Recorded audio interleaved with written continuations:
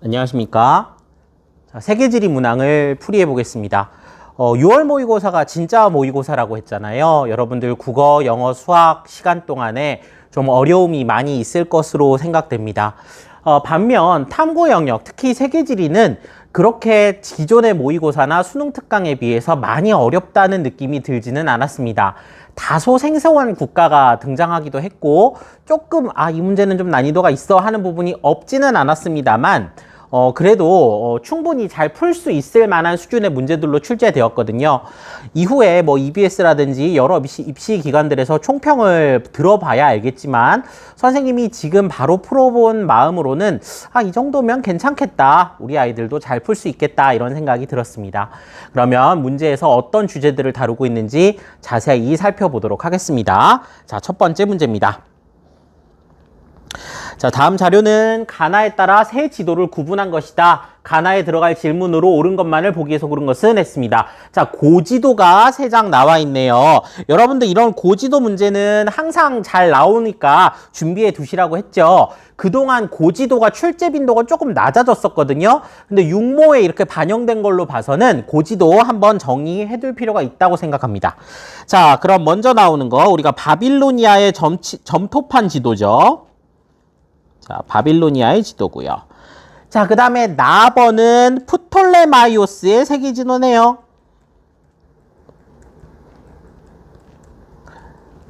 자, 그 다음 마지막으로 마지막에 있는 거는 이제 티오 지도네요.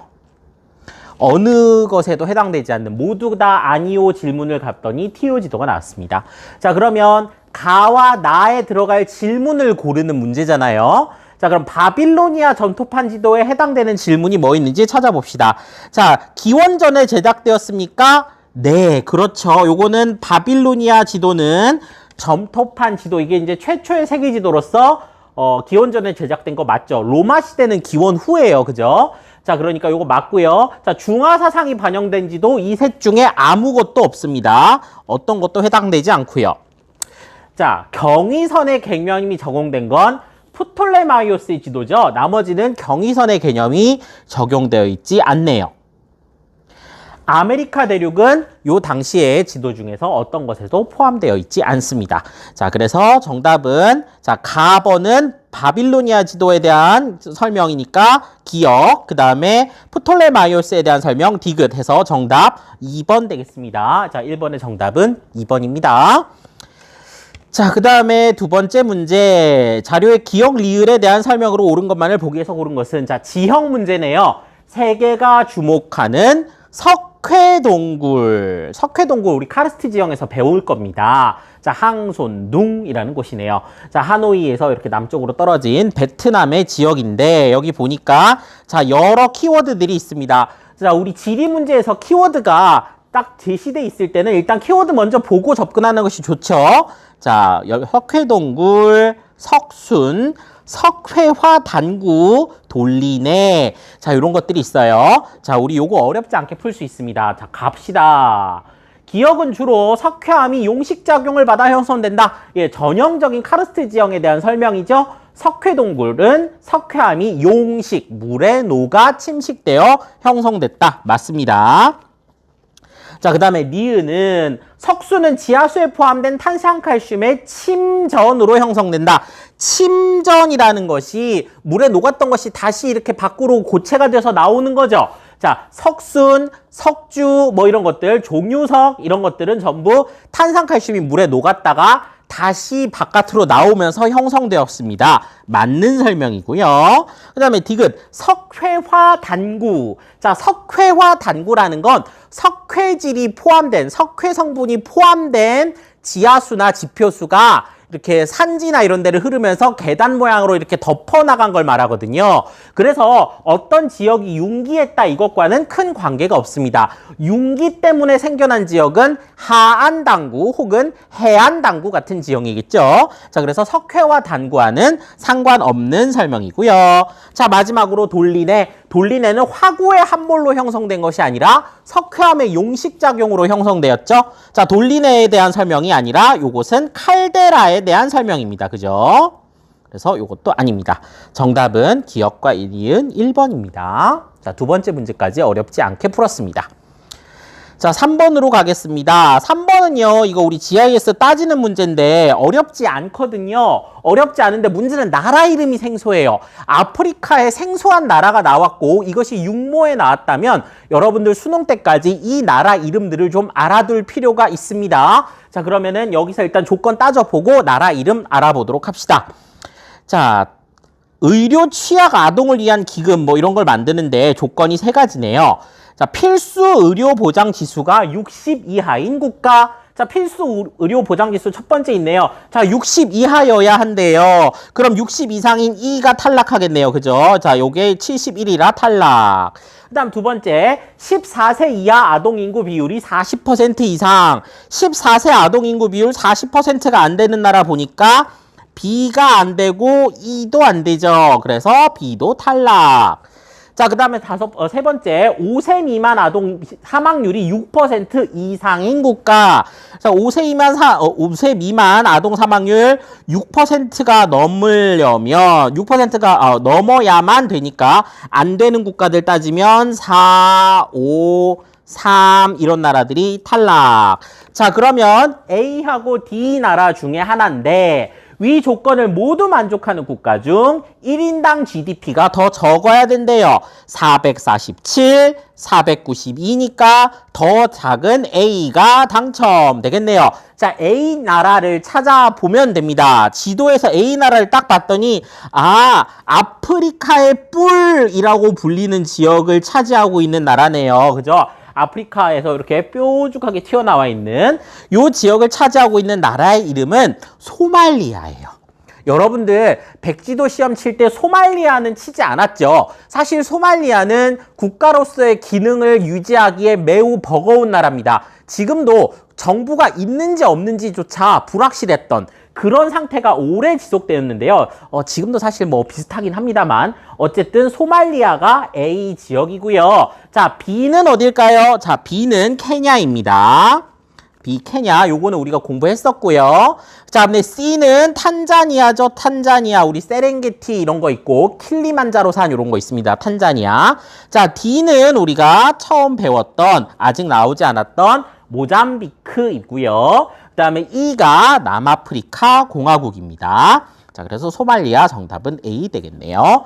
지금 여기에 나와 있는 나라들은 육모에 나왔기 때문에 수능에 나와도 무방합니다. 그러니까 아프리카 동해안에 있는 쭉 요 나라들 한번 알아두시고요. 요 섬나라도 이름 알고 있나요? 예, 요 섬나라 마다가스카르죠. 마다가스카르까지도 알아두시면 좋겠습니다. 자, 지금 문제 풀어봤고요. 네 번째로 갑시다. 다음은 세계지리 수업 장면.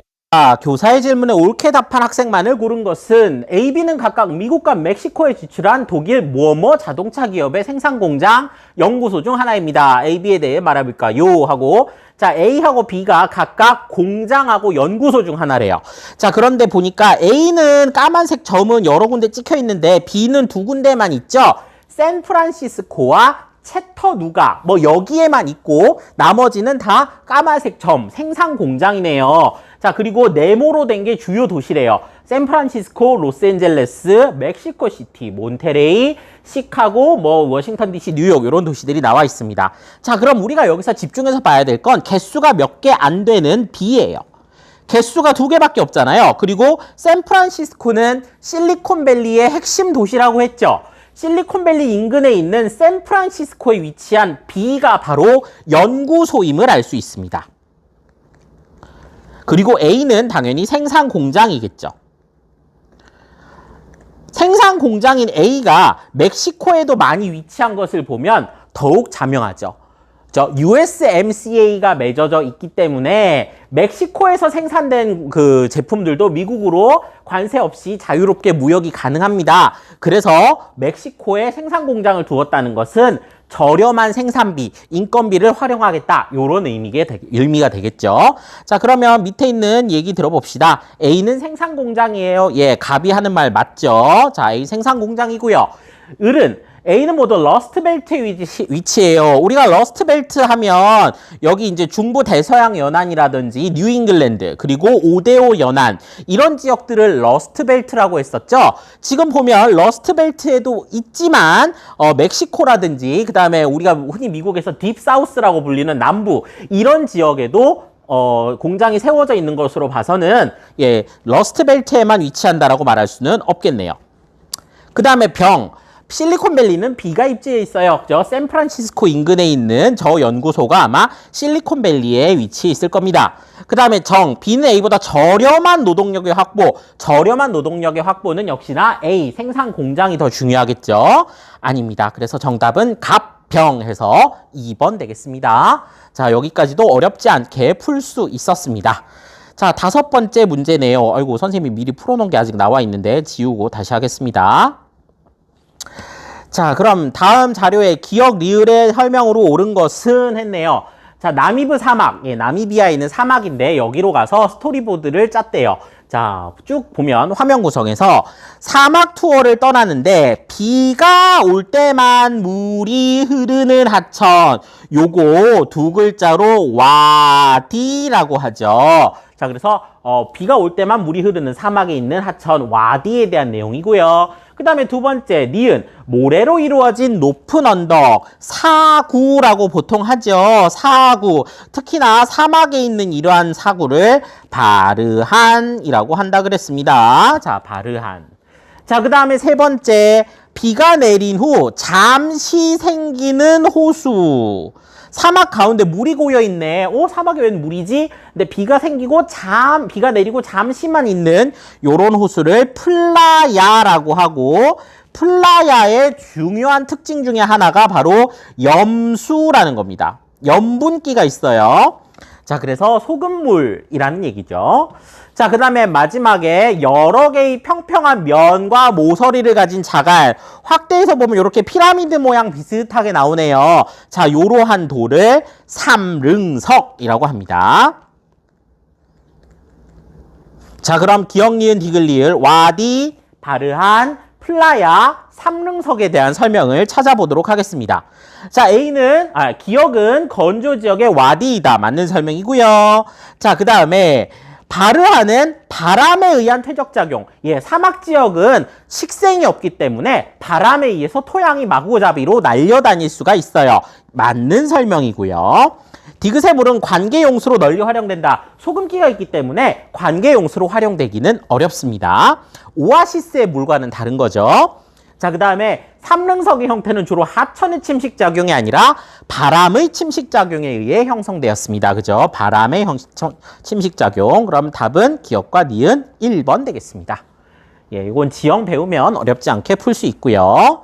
그 다음에 6번 문제, 신재생 에너지와 관련된 내용인데요. 조금 어려울 수도 있어요. 조금 어려울 수도 있는데 내용 잘 따라오면 어렵지 않게 해결할 수 있습니다. 자, 화산 활동이 빈번한 아이슬란드. 자, 화산이 있으니까 마그마방이 지하에 있으니 땅이 뜨겁겠구나. 가는 지열. 그죠?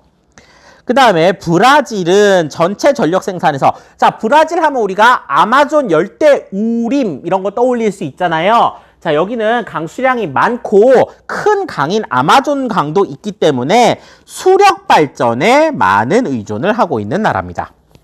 그러면 가는 지열, 나는 수력. 그럼 나머지 하나, 캘리포니아. 우리가 여름에 되게 건조하고 쾌청한 날씨가 나타나는 캘리포니아주에는 태양광 발전 설비가 많습니다.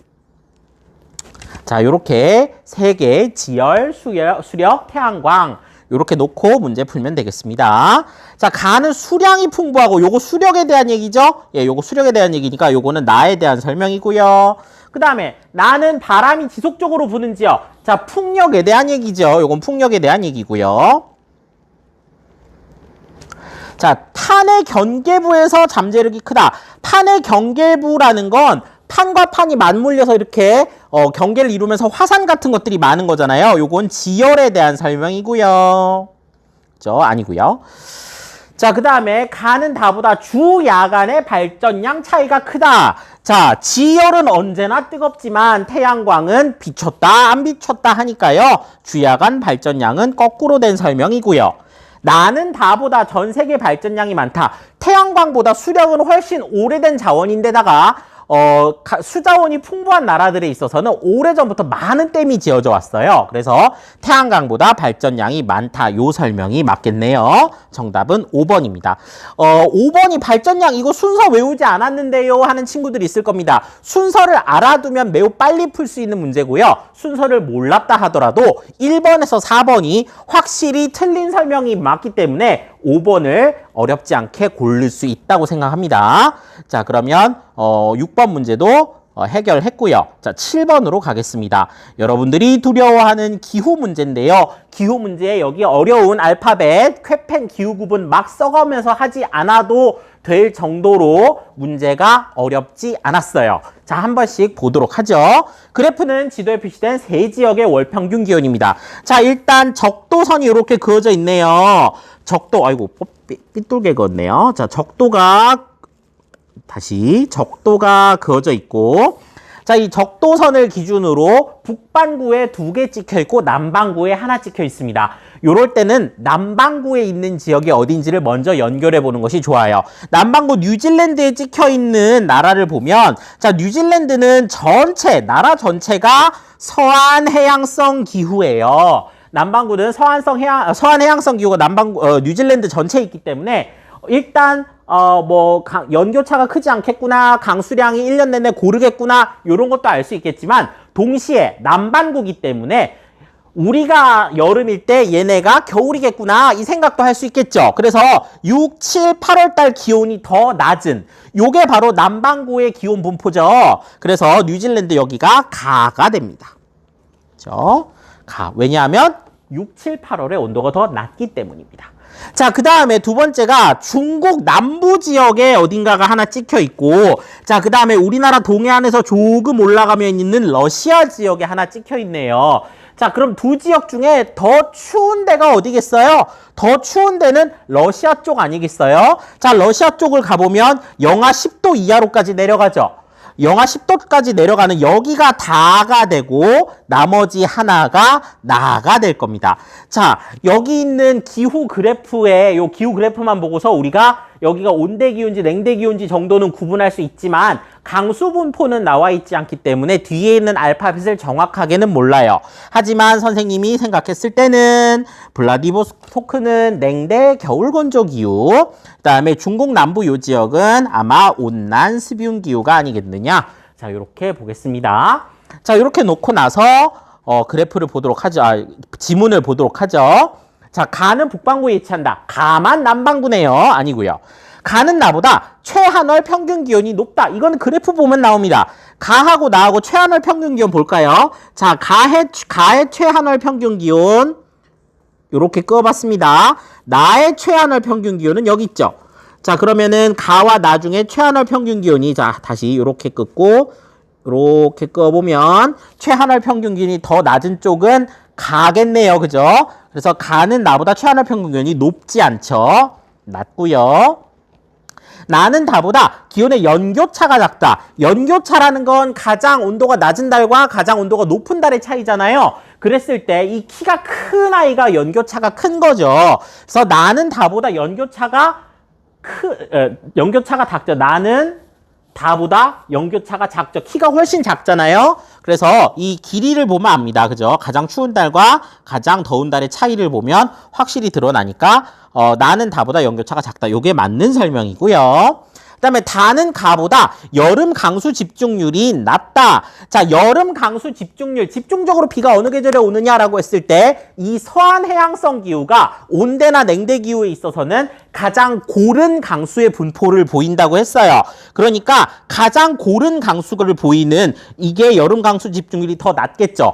다른 지역에 갖다 대봐도 여기가 더 강수 집중률이 낮아요. 자, 그래서 CFB 서한 해양성 기후가 강수가 가장 고르다. 요 셋 중에 요렇게 나오면 되겠습니다. 강수가 가장 고르게 내린다. 그 다음에 다는 나보다 북회기선까지의 최단 거리가 짧다. 자, 북회기선이라는 거는요, 여러분들 기후 배우면 또 알겠지만, 자, 북위 23.5도를 뜻해요. 예, 태양이 남중하는 고도의 북한계선입니다. 북이 23.5도 한 요쯤 되려나요? 그죠? 우리나라가 이제 37도 뭐 이렇잖아요. 30도 이렇게 되니까 23.5도면 아마 거의 여기쯤 지날 거예요. 여기가 이제 북위 23.5도라고 하면, 그죠? 북회기선까지의 최단 거리는 다하고 나중에 나가 더 짧겠네요. 나와 다 중에 더 짧습니다. 요 문제는 북회기선의 어떤 정의를 알고 대략 어디쯤에 있는지를 따져보면 압니다. 우리나라가 36도, 7도, 8도 뭐 해서 43도까지 한반도가 뻗어 있는 걸로 봤을 때 23.5도는 그거보다 훨씬 남쪽이겠구나. 이렇게 따지면서 북회기선까지의 최단 거리를 따져볼 수 있겠죠. 그래서 요것도 틀린 설명. 정답은 3번입니다. 자, 7번 문제 풀어봤고요. 8번으로 갑시다. 종교네요. 불교, 이슬람교, 크리스트교 중 하나임 했네요. 자, 요즘에 유행 중에 하나가 2개 줘놓고 3개 중 하나래요. 그럼 하나는 여기에 못 들어가는 거죠. 들어가지 못하는 말이 있습니다. 자, 따져보도록 하죠. 아프가니스탄의 바미안 절벽에는 석가모니의 가르침을 전하고 실천하는 석가모니의 가르침 나왔으니까 가는 불교겠네요. 불교의 상징물이 있다가 이 아프가니스탄의 극단주의 정권, 흔히 탈레반이라고 하잖아요. 이 사람들은 국민 대다수가 믿는 이슬람교의 교리에 어긋난다 하죠. 의 교리에 어긋난다며 거대한 조각상을 파괴했다. 자, 그래서 아프가니스탄의 이슬람 극단주의 세력 탈레반, 요즘에 몇 년 전 뉴스에 되게 많이 나왔어요. 그래서 요 2개의 종교를 가지고 이제 설명을 해봅시다. 자, 메카로의 성지 순례를 의무로 여기는 건 이슬람교에 대한 얘기고요. 그 다음에 이슬람교의 기원지는 사우디아라비아에 위치하죠. 아니고요. 자, 십자가와 종탑은 크리스트교의 전형적인 경관이고요. 자, 불교와 이슬람교 중에 기원 시기가 더 빠른 것은 불교입니다. 그죠? 불교는 기원전부터 계속 전파가 돼서 온 종교고, 이슬람교는 6세기, 7세기, 8세기 이렇게 넘어가야 되잖아요. 그래서 기원 시기는 불교가 더 이르다. 맞는 설명이고요. 자, 그 다음에 전 세계 신자 수, 우리 요거 앞 글자 빼서 열심히 외웠죠? 불 순서네요. 자, 그래서 4대 종교 중에는 불교가 신도수가 가장 적은 통계가 많습니다. 정답은 4번입니다. 그래서 8번 문제 풀어봤고요. 자, 다음은 9번 문제입니다. 자, 가라 국가의 특징에 대한 것이다. 이에 대한 설명으로 옳은 것은 요게 살짝 어려우려면 어려울 수도 있어요. 요게 이제 지역 분쟁에 대한 내용인데 그래도 그렇게 어렵지 않게 풀 수 있습니다. 자, 가번은 보면 가에서 많이 사용하는 언어가 기역인데 이 국가에 카탈루니아 지방이 있대요. 자, 카탈루니아 지방은 언어도 별도의 언어가 있고 분리 독립을 시도하고 있는 나라. 자, 이 나라는 바로 에스파냐죠. 에스파냐에서 가장 많이 사용하는 언어는 에스파냐어겠죠. 그럼 선생님, 에스파냐어 말고도 다른 말이 있나요? 카탈루냐어도 있고요. 바스크어라는 것도 있어요. 하지만 에스파냐어를 제일 많이 사용하겠죠. 자, 그 다음에 나번 봅시다. 주로 사용하는 언어가 북부의 플랑드르, 남부의 왈로니아 이런 거 나와보니까 이거는 벨기에겠네요. 그죠? 벨기에에서 주요 사용하는 언어가 2종류로 나뉘잖아요. 북부는 네덜란드와 맞닿아 있습니다. 그래서 네덜란드어를 사용합니다. 그죠? 북부는 네덜란드어, 남부는 프랑스어를 사용하고 이 두 지역 간에 갈등이 있는 나라가 벨기에. 그 다음에 다번은 장인 어쩌고저쩌고 패션 디자인, 그 다음에 세계적인 관광도시, 수상도시인 베네치아가 있다. 이탈리아네요. 그죠? 이탈리아. 그 다음에 라번이 조금 어려울 수도 있는데 선생님이 이 공업지역 그렇게 이름 알 필요 없어요 이랬는데 이제 육모에 나왔으니까 알아야겠죠. 루르, 자르 이런 거 다 독일에 있는 공업단지 이름이었어요. 그리고 독일을 흐르는 국제하천인 라인강에 대한 이야기도 나와 있습니다. 라인강도 새롭게 알아두시면 좋겠네요. 자, 육모에 나온 요런 지역들, 지명, 요런 것들은 꼼꼼하게 챙기십시오. 자, 그럼 보겠습니다. 가의 수도는 나의 수도보다 고위도에 위치한다. 에스파냐하고 벨기에하고 누가 더 고위도에 있나요? 벨기에가 더 고위도에 있죠. 에스파냐는 훨씬 더 남쪽에 있습니다. 자, 그 다음에 수도 이름 참고 삼아서만. 자, 이거 마드리드고요. 그 다음에 벨기에의 수도는 우리가 벨기에의 수도 여러 번 배울 때 우리 브뤼셀이라는 도시 기억납니까? 그죠? 자, 그 다음에 나와 다는 모두 오스트리아와 국경을 접하고 있다. 벨기에와 이탈리아. 오스트리아가 어디지? 라고 떠올려보면 오스트리아는 스위스 알프스 산맥 그 근처잖아요. 그럼 벨기에랑은 상대적으로 떨어져 있다는 걸 알 수 있습니다. 이게 백지도를 아주 꼼꼼하게 외워야 이 지문을 볼 수가 있을 것 같은데 이렇게 백지도를 내가 꼼꼼하게 외우지 못했다면 물음표 해놓고 넘어가셔야 되는 지문일 겁니다. 좀 어려운 문제는 물음표 해놓고 자기의 사고 과정을 되풀이해보면 정답이 나온다 그랬죠. 일단 이건 틀린 설명입니다만은 벨기에가 오스트리아랑 국경을 접하고 있는지 잘 모르겠다. 그러면 물음표 하고 넘어가십시오. 자, 그 다음에 이탈리아와 독일 중에 해안선 총 길이는 누가 길까요? 했습니다. 이탈리아는 지중해를 향해 뻗은 장화 모양의 땅이고요.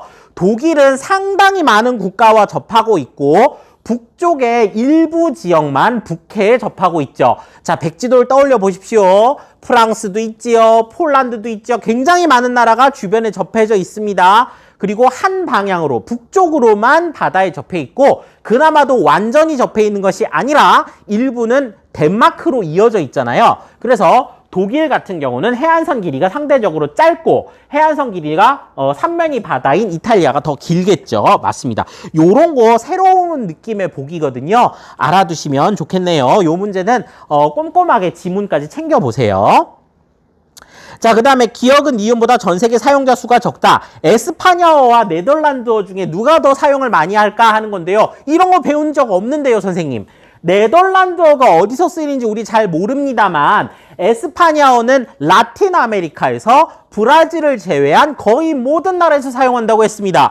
브라질 이 남의 아메리카 대륙을 여행할 때 에스파냐어 하나만 있어도 된다고 했어요. 그러니까 전 세계 사용자 수는 에스파냐어가 훨씬 많겠죠.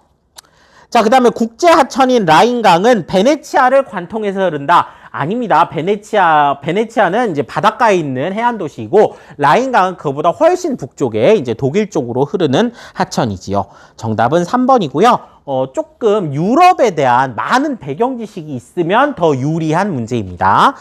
근데 독일하고 이탈리아의 어떤 백지도 형상만 잘 떠올려 보셔도 풀 수 있다고 생각합니다. 자, 여기까지 해서 9번 문제 봤고요.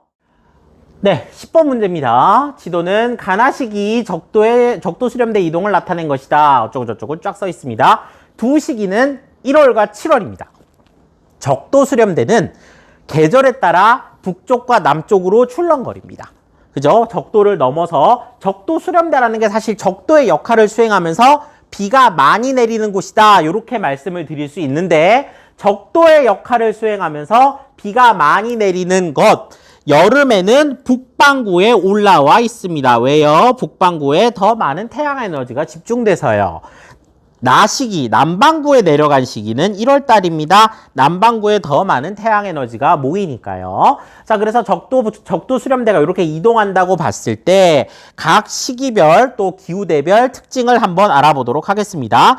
적도가 중간에 나왔으니까 쫙 적도를 그어보면 아이고, 이 선을 이렇게 잘 못 그어서야 다시 예, 적도선이 있고요. 이 적도선을 기준으로 자, A 지역은 지중해 연안이죠. 지중해 연안에 지중해성 기후가 나타나는 북반구. 그 다음에 B는 적도 인근이면서 북반구에 있는 사바나 기후가 나타날 거예요.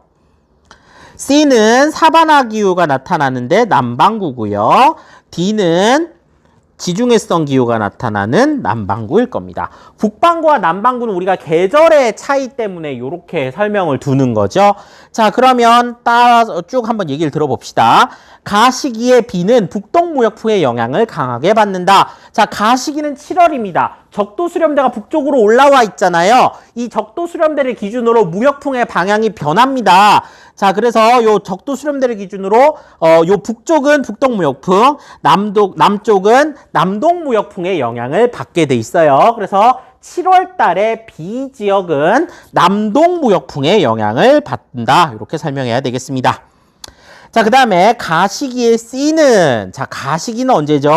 7월 달에 C입니다. 자, 7월 달은 남반구는 겨울입니다. 그죠? 남반구는 겨울이고 사바나 기후는 겨울에 건조한 기후입니다. 그죠? 그래서 건기가 나타난다. 예, 맞는 설명이죠. 자, 그 다음에 낮 시기에 A는 D보다 평균 기온이 높다. 낮 시기는 1월이잖아요. 1월 달에는 남반구가 기온이 높고 북반구는 기온이 낮은 것을 알 수 있죠. 그래서 A는 D보다 높다. 틀린 설명이고요. 자, 낮 시기의 낮의 길이네요. 낮 시기는 1월 달이니까 역시나 남반구가 여름이고 해가 길잖아요. 그래서 낮의 길이는 DCBA 거꾸로 길어집니다. A가 가장 길다? 아니요. A가 가장 짧아요. 자, 그 다음에 7월에서 1월로 감에 따라 적도 수렴대는 대체로 남쪽으로 이동하고 있음을 알 수 있습니다. 틀린 설명이죠. 자, 여기서 우리가 알아두어야 될 부분. 자, 사바나 기후는 W자가 붙었잖아요. 그죠? 사바나 기후는 겨울철. 그러니까 사실 열대기후니까 이걸 뭐 여름, 겨울 기온으로 나눌 수는 없지만 겨울에 해당되는 시기에 건기라고 생각하시면 편합니다. 자, 반대로 지중해성 기후는 여름이 건기잖아요. 요것도 충분히 많이 출제될 수 있는 주제니까 요 문제 잘 챙겨두시면 좋겠습니다. 자, 10번의 정답은 2번이에요. 자, 11번입니다. 자, 요런 건 좀 쉬운 문제죠. 빨리빨리 가보도록 합시다. 자, 뭐 생산량이 줄어들었다고 합니다. 근데 인도네시아 전역에서 주식인 것에 생산량이 줄었대요. 인도네시아의 주식 가번은 쌀이네요. 자, 나번은 보니까 미국의 이제 육우 고기용 소죠. 고기용 소 시장이 왜 변했냐면 사료용의 수요 뭐 이런 얘기잖아요. 자, 소고기 사료로 사용된대요. 아, 소의 사료죠. 소고기 사료가 아니라 소의 사료로 사용되는 작물 옥수수네요. 자, 쌀과 옥수수에 대한 설명 봅시다.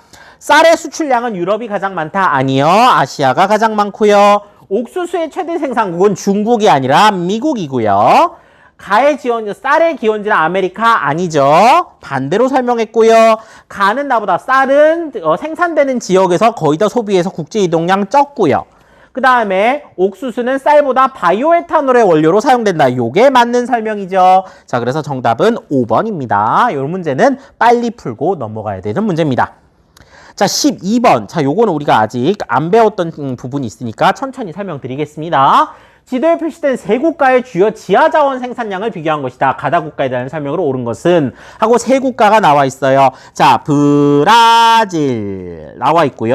요 길쭉한 나라 칠레도 알고 있어요. 자, 브라질과 칠레에 끼어 있는 요 두 나라가 있죠. 그 중에 위의 나라 볼리비아입니다.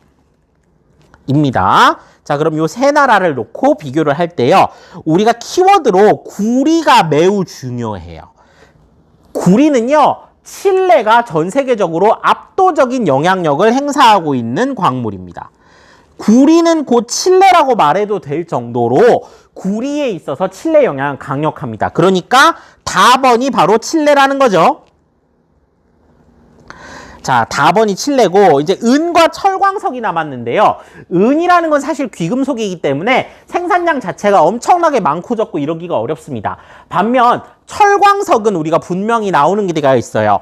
주로 오래전에 생성된, 그러니까 고기 습곡산지나 신기 습곡산지보다도 더 이전에 생긴 순상지 지역에서 많이 발견되는 광물이죠.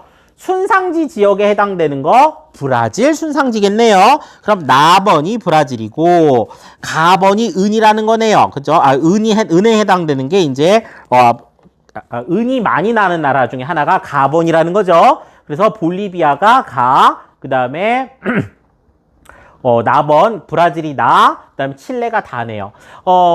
칠레가 은도 맞나요? 칠레 은이라는 우리가 키워드는 사실 없어요. 오히려 볼리비아의 포토시라는 곳에 은광이 발견되면서 수많은 사람들이 개발을 위해서 뛰어들었다. 이런 얘기가 유명하죠. 포토시 은광 이런 말이 있긴 있습니다. 물론 포토시 은광은 개발한 지가 너무 오래돼서 이제 은이 전처럼 펑펑 나진 않지만 여전히 볼리비아의 은 생산량이 꽤 많은 것을 볼 수 있어요. 자, 그러면은 볼브칠 갖다 놓고 해보겠습니다. 자, 볼리비아는 포르투갈어를 사용한다. 아니요. 포르투갈어를 사용하는 건 브라질이죠. 볼리비아에는 우유니 소금 사막이 있다. 우유니 소금 사막 어디서 들어본 것 같은데 잘 모르겠어요. 자, 여러분들 이런 거는 물음표 하고 넘어가시라고 했죠. 우유니 소금 사막 그거 막 인스타에서 막 아래도 비치고 막 굉장히 아름다운 하얀 사막이던데 자, 일단 둡시다. 자, 그 다음에 가는 나보다 총 인구가 많다. 자, 볼리비아는 브라질보다 총 인구가 많기는 어렵겠죠. 브라질은 인구 대국이니까요. 가는 자, 칠레는 볼리비아는 나다와 모두 국경을 접하고 있다. 자, 가는 볼리비아는 나다와 모두 국경을 접하고 있나요? 맞네요. 요게 맞는 설명이네요. 자, 요게 맞는 설명이면 우유니 소금 사막은 대체 어디야? 예, 요건 뒤에서 좀 더 찾아보기로 하고요. 가다중 수도의 평균 해발 고도는 나가 가장 높다. 나는요, 브라질인데요. 브라질의 브라질리아라는 곳은 아마존 열대우림을 개발하기 위해서 저지대에 건설된 도시고요. 이 중에서 수도의 평균 해발 고도가 가장 높은 건 볼리비아입니다. 볼리비아의 수도 라파스라는 도시인데요. 라파스라는 도시는 전 세계에서적으로도 가장 높은 수도에 해당되는 지역입니다. 그래서 높은 기후, 열대 기후 지역이지만 높으면은 비교적 사람이 살만해진다 그랬거든요. 그래서 그걸 이용해서 높은 지역에 수도가 건설돼 있는 나라는 볼리비아입니다. 자, 그래서 나가 가장 높다, 브라질이 가장 높다 아니죠. 자, 우리 우유니 소금 사막은 어디 있는지 잘 생각을 해 보면서 다음으로 넘어가 보도록 하겠습니다. 우유니 소금 사막에 대해서는 영상에서 말을 안 할 거예요. 자, 그 다음에 13번째 문제. 다음 자료는 답사 계획의 일부이다. 가 국가를 지도에 A에서 찾으면서 요것도 되게 쉬운 문제거든요. 이런 거 빨리 가야 됩니다. 자, 일단 키워드 보면 1일차에 신할리 왕조. 뭐 신할리즈족 이런 말 한 것 같은데. 자, 그 다음에 차 많이 나는 나라 어디 있었는데. 세 번째 신할리즈족과 타밀족 간의 분쟁. 오케이, 다 나왔어. 이거 어디예요? 스리랑카죠. 자, 스리랑카는 지도에서 찾으면 A네요. 자, A가 스리랑카고 정답이기도 하고요. 자, B는 어디예요? B는 히말라야 산맥이 있는 국가 중에 좀 더 큰 거. 자, 여기 네팔이고요. C는 자, 겐지스강 하류에 있는 방글라데시. 겐지스강이 아니고 인더스강. 죄송해요. 인더스강. 그 다음에 D는요. 미얀마죠. 민족 분쟁 있는 미얀마. D 우리가 코끼리 모양으로 생긴 거 타이입니다. 정답은 1번입니다.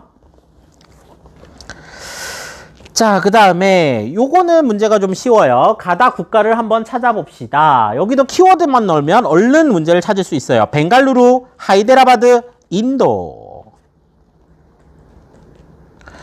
자, 그 다음에 철광석, 석탄이 발달했다. 두 광물의 수출이 중요한 영향을 끼치고 있다. 오스트레일리아죠.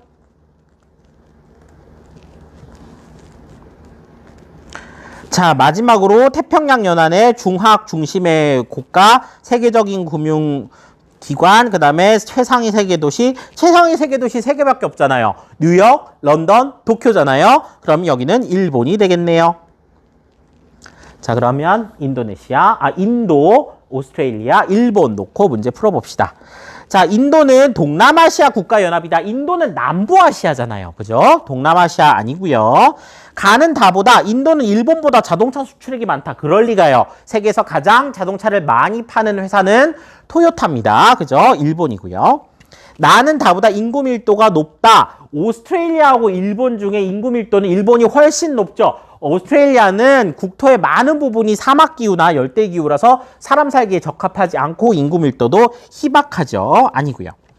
나와 다 사이, 오스트레일리아와 일본 사이의 무역액은 나와 가 사이, 오스트레일리아와 인도 사이보다 더 많다. 자, 오스트레일리아와 일본은 서로 원료 수입과 제품 수출의 관계를 맺고 있습니다. 그죠? 중국, 일본, 우리나라 이런 데와 오스트레일리아는 동아시아 지역은 굉장히 활발한 무역을 보이고 있습니다. 요게 맞고요. 자, 국가 내 3차 산업 종사자 비율 선진국일수록 높다고 했는데 인도가 이 중에서는 가장 개발이 늦죠. 그러니까 가가 가장 높다는 설명은 틀렸겠네요. 정답은 4번.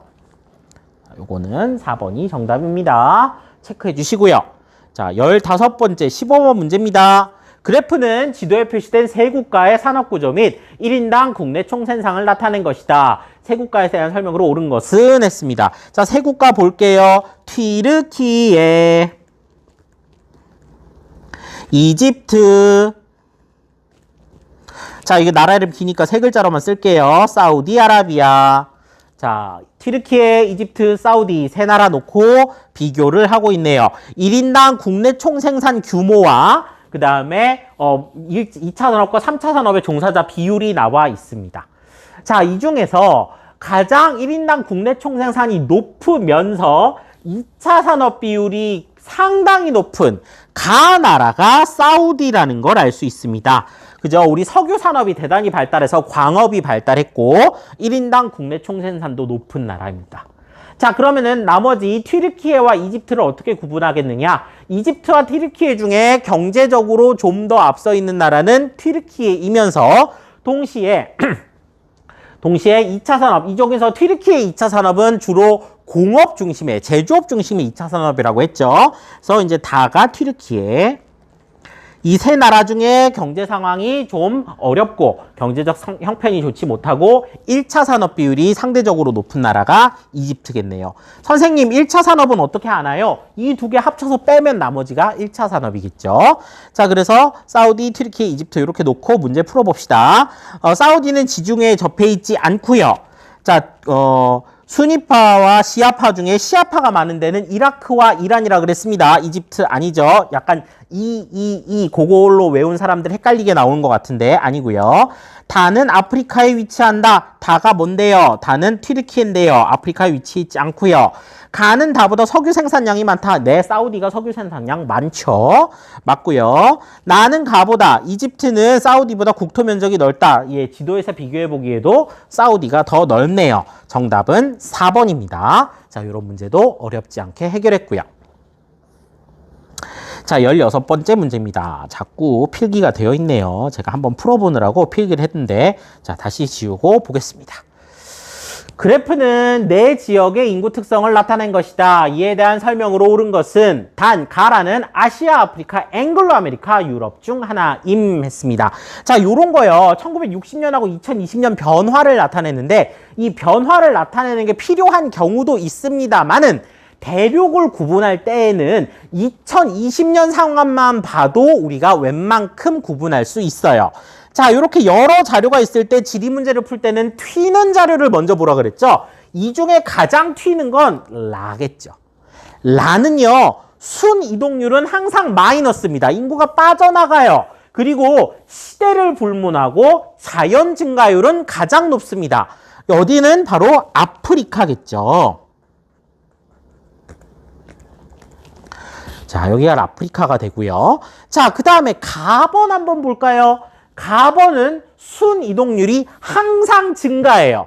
항상 증가하는데 2020년에 자연 증가율은 거의 0에 가깝습니다. 자연 증가율이 매우 낮으면서 시기를 불문하고 항상 순 이동률은 플러스를 기록하고 있는 곳, 이민의 나라 미국을 포함한 앵글로 아메리카겠네요. 나번을 보면 2020년에 자연 증가율이 마이너스로 돌아섰어요. 인구가 감소하고 있고 또 대신에 외부에서 들어오는 인구는 상당히 많은. 반면 1960년대에는 전쟁 이후 미국으로 이민했던 사람들이 많아서 순이동률이 마이너스로 갔지만 지금은 외부에서 들어오는 사람들이 많고 정작 자연 증가율은 마이너스를 기록하고 있는 유럽이네요. 그럼 나머지 하나가 아시아 되겠습니다. 그렇죠? 아시아도 지금 빠져나가는 인구가 좀 있고 자연 증가율은 아프리카에 이어서 두 번째로 높은 걸 볼 수 있어요. 자, 그러면 앵글로 아메리카, 유럽, 아시아, 아프리카 놓고 문제를 풀어보죠. 자, 2020년 아시아 여기 있죠. 자, 2020년 사망자 수가 출생자 수보다 많다. 이러려면 자연 증가율이 음수여야 돼요. 자연 증가율이 음수까지 내려가야 되는데 양수에 있으니까 아니고요. 유럽의 인구 이동은 1960년에는 다 빠져나갔다. 하지만 2020년에는 들어오고 있다. 난민 문제가 있다고 했죠. 맞습니다. 요 설명이 맞고 정답은 2번이고요. 1960년 중위 연령은 아프리카가 유럽보다 높다. 그럴 리가요. 아프리카는 언제나 자연 증가율이 높고 그래서 많은 출생아를 갖고 있으면서 동시에 사망률도 높아요. 이래서 중위 연령이 상당히 낮은 거죠. 아니고요. 2020년 라틴 아메리카로부터 이주한 인구는 대부분 앵글로 아메리카로 이주합니다. 그래서 라틴 아메리카에서 이주한 인구는 가장 많은 게 가겠죠. 가보다 나에 많다 아니고요. 2020년 총 인구는 라가 다보다 많다. 아시아를 어떻게 인구로 이기겠어요? 그죠? 인도와 중국이 모두 있는데 그래서 아시아가 인구가 가장 많잖아요. 이것도 틀렸습니다. 정답은 2번입니다. 이렇게 풀어봤고요. 자, 17번. 다음 글에 가나 경제 블록에 대한 설명이다. 하나는 미국, 멕시코, 캐나다 협정, USMCA. 그 다음에 유럽연합, 요건 유명하니까요. 둘 중에 하나다 했습니다. 자, 기존의 무역협정 혹시 옛날 책에 나프타 이렇게 나온 거 있을 거예요. 자, 요것을 개정해서 상호적인 이익 증지를 위해서 만들어낸 새로운 조약입니다. 이게 바로 USMCA고요. 나버는 굉장히 통합 단계가 높죠. 시장을 단일로 형성하고 정치 경제적으로 통합을 하겠다. 요게 바로 EU에 대한 설명입니다. 그래서 하나는 북부 아메리카, 하나는 유럽에 있는 지역 통합의 움직임이에요. 자, 그럼 봅시다. 가의 모든 회원국은 달러화를 단일 통화로 사용하지 않습니다. 미국은 달러고요. 멕시코는 또 페소라든지 다른 돈을 쓰고 있어요. 자, 그 다음에 나의 회원국 중 하나는 스위스다. 스위스는 영세 중립국이라 회원국이 아니고요. 가는 나보다 회원국의 국토 총면적이 넓다. 국토 총면적 미국과 캐나다가 얼마나 넓은데요. 그죠? 유럽을 합쳐도 총면적에 있어서 이 USMCA 쪽이 훨씬 더 넓습니다. 정답은 2번입니다. 하나만 맞는 이런 문제도 있죠. 독특한 문제입니다. 자, 18번째 문제. 표는 세 국가의 도시와 특성을 나타낸 것이다. 가다 국가에 대한 설명으로 옳은 것은 수단, 영국, 타이. 자, 굳이 따지자면 아프리카의 개발이 아직 느린 곳, 그 다음에 선진국 개발이 한창 진행되고 있는 곳, 요렇게 구분하겠네요. 자, 그럼 이 세 나라의 특징을 가지고 비교해 봅시다. 도시 인구만 갖고는 알 수가 없고 도시화율을 보면 알겠죠? 전체 인구 중에 도시에 몇 퍼센트가 살고 있는가 따지는 것이 도시화율이고, 그 다음에 인구 증가율도 참고 삼아 나와 있습니다. 도시화율은 가장 낮고 인구 증가율은 가장 높은 가번이 바로 수단이겠네요. 가가 수단이고요. 그 다음에 나번을 보면 도시화율도 중간, 인구 증가율도 중간인 여기가 개발이 한창 지나가고 있는 타이. 그럼 나머지 하나 도시화율이 매우 높고 인구 증가율은 미미한 영국이 되겠습니다. 자, 이렇게 놓고 문제를 풀어보죠. 영국은 타이보다 연평균 도시 인구 증가율이 높다. 인구 증가율은 아프리카 대륙이 더 높아요. 그렇죠? 아프리카 대륙이 아니고 개발도상국이 더 높아요. 그죠? 자, 그 다음에 가는 도시 인구가 촌락 인구보다 많다. 도시 인구가 촌락 인구보다 많으려면 도시화율이 50% 이상이어야 되잖아요. 도시화율이 50% 이상이어야 하는데 35.3밖에 안 되니까 아니죠. 나에는 최상위 세계도시가 있다. 타이, 방콕은 최상위 세계도시까지는 아니고요. 나는 다보다 촌락인구가 많다. 자, 촌락인구는 도시화율이 나와 있고 도시인구가 나와 있으니까 추론해 볼 수 있습니다. 도시화율이 지금 51.4잖아요. 전체 국민 중에 50% 정도가 도시에 살고 있으니까 나머지 50%, 약 3,500만 명 정도는 촌락에 살고 있겠네요.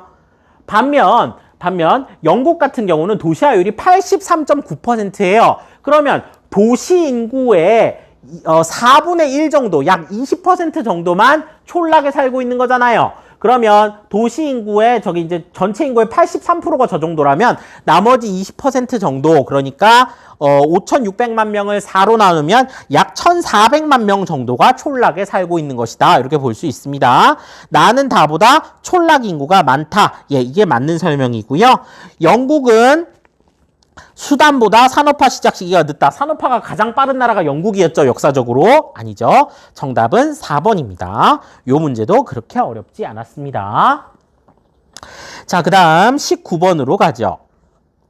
자, 여기 여러 아프리카 국가들이 나왔는데요. 여러분, 아프리카 국가들 이렇게 나라 열심히 꼼꼼히 안 외웠는데 자꾸 나오는 거 보니까 우리 수능 때도 좀 수상해요. 그죠? 아프리카 백지도 열심히 외워 놓읍시다. 자, 국가들 보겠습니다. 자, 에티오피아가 나왔네요. 커피의 원산지, 그리고 수도인 아디스아바바가 해발 고도가 높아서 쾌적한 환경을 유지하고 있다. 뭐 이런 것들. 그다음에 한 번 나온 적이 있는데 6.25 우리나라 때 6.25 참전국이었어요. 자, 그다음에 에티오피아의 요 바로 붙어있는 서쪽에 있는 요 나라, 위에는 수단이고요. 아래쪽이 남수단이에요. 자, 여기는 남수단. 자, 그다음에 서아프리카의 강자 나이지리아. 그리고 아프리카에서 비교적 잘 산다고 알려진 남아프리카 공화국. 줄여 쓸게요. 남아공, 남아프리카 공화국입니다. 이런 나라들이 이렇게 나와 있습니다. 에티오피아, 남수단, 나이지리아, 남아프리카 공화국. 자, 그럼 볼게요. 자, 아프리카의 산악지역인 아비니시아 고원, 아비시니아 고원이 있으면 요게 이제 에티오피아에 있는 고원입니다. 세계적인 커피 있으니까 여기 가번 되겠네요. 에티오피아가 가번. 자, 그 다음에 나번에 보면 사하라 이남 아프리카의 최대 산유국, 석유가 많이 나고 오펙에 가입돼 있고 뭐 기니만에 접한 라고스에서 아부자로 수도로 옮긴데, 자, 요게 나이지리아네요. 나번 나이지리아. 자, 에티오피아와 나이지리아를 놓고 비교하고 있습니다. 자, 그럼 볼게요. 자, 인종차별 정책 아파르트헤이트는 남아프리카 공화국에서 있었던 정책입니다. 예, 에티오피아 아니고요. 자, 그 다음에 다르푸르 분쟁. 다르푸르 분쟁 하면 우리가 수단이죠. 수단에서 발생한 거니까 나이지리아 아니고요. 자, 그 다음에 나는 가보다 국내 총생산이 많다. 나는 나이지리아는 에티오피아보다 국내 총생산이 많다. 예, 석유가 나는 자원부국입니다. 자, 그 다음에 가나 모두 북반구에 위치한다. 네, 가나 모두 북반구에 위치하고 있네요. 적도보다는 북쪽에 위치하고 있습니다. 정답은 디귿과 리을 5번입니다. 자, 그 다음에 마지막 문제입니다. 기억 리을에 대한 설명으로 옳은 것만을 보기에서 고른 것은, 자, 튀르키예에서 지진이 발생했어요. 이거 튀르키예 대지진 여러분들 생생하게 기억할 거예요. 자, 서로 반대 방향으로 어긋나는 단층, 그죠? 우리가 변환단층이라고 부르는 서로 반대 방향으로 어긋나 판이 미끄러지는 거 변환단층에서 발생한 그런 지진이에요. 여기는 습곡, 그리고 단층, 땅이 휘어지는 것이 습곡, 끊어지는 것이 단층인데, 그래서 지진이 발생했다. 자, 요런 설명이 있네요. 그리고 밑에 판 경계가 이렇게 있습니다. 자, 그러면 한번 보죠. 튀르키예는 불의 고리, 태평양 연안에 위치한 국가가 아니고요. 그 다음에 니은에 발달하는 단층의 사례로 샌안드레아스 단층, 샌안드레아스 단층 맞죠? 이게 맞는 설명입니다. 그래서 우리가 요 변환 단층의 주요 사례 국가로 외워야 됩니다. 자, 그 다음에 지구 내적 작용으로 인해서 화산과 지진 이런 게 생기고요. 침식, 퇴적 이런 것들이 외적 작용으로 생기는 거고요. 마지막으로 리을. 지진이라는 건 고기조산대보다 신기조산대에서 새로 만들어진 땅에서 활발하다. 이게 맞는 설명이겠네요. 그래서 정답은 니은과 리을 4번 되겠습니다. 자, 그래서 6월 세계지리 문제 다 풀어봤고요. 여러분들 좋은 성적, 좋은 성과 있기를 기대합니다. 자, 문제풀이 여기서 마치겠습니다. 한국지리 영상도 곧 올라가겠습니다. 고생하셨습니다.